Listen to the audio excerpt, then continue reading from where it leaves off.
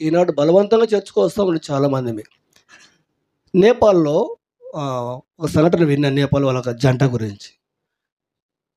మనలాగా ఇన్ని చర్చిలు ఉండవక్కడ. కొండలెక్కి, లోయలు దిగిపోవాలనమాట. నేను మొన్న నేపాల్ పోయినప్పుడు చూసిన 2011లో. అక్కడ ఒకే ఒక మందిరం చాలా దూర ప్రాంతం. ఓ చక్కటి కుటుంబం ఉండేది. ఒకే అబ్బాయి 12 ఏళ్ల అబ్బాయి. ప్రతి వారం వచ్చేవాళ్ళు. శనివారం నైట్ ప్రార్థన చేసుకున్నారు. విజ్ఞాపన చేసుకొని పడుకున్నారు. మరలా ఉదయం కుటుంబ ప్రార్థన పెట్టుకుందామని బాబుని లేపితే ఆ అబ్బాయి చనిపోయినాడు. రాత్రి ప్రార్థన చేసి పండుకున్నారు. ఉదయం వాళ్ళు కనీసం ఒక 3, 4 నడవాలన్నమాట చర్చికి పోవాలంటే కొండల్లో. బస్సులు లేవు, మార్గాలు లేవు.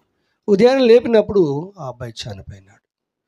వెంటనే వాళ్ళు ఎవరికి చెప్పకుండా ఆ అబ్బాయిని అప్పుడు అంతా సాపలు ఉంటుండే చూసినారు కదమ్మా ఈత సాపలు.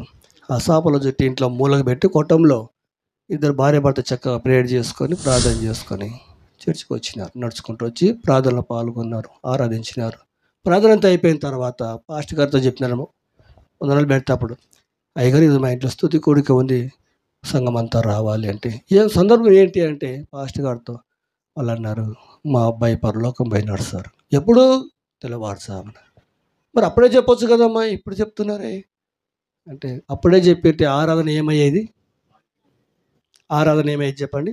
మా అబ్బాయిని బట్టి మందిరంలో ఆరాధన అయిపోయేదయ్యా, ప్రభు కనపరచబడాల అని చెప్తే షాక్ అయినారు అందరూ. అప్పుడు పోయి భూస్థాపన చేసినారు సంఘం అంతా. అలాంటి విశ్వాసం మనకుంది ఈ రోజుల్లోనే చెప్పండి.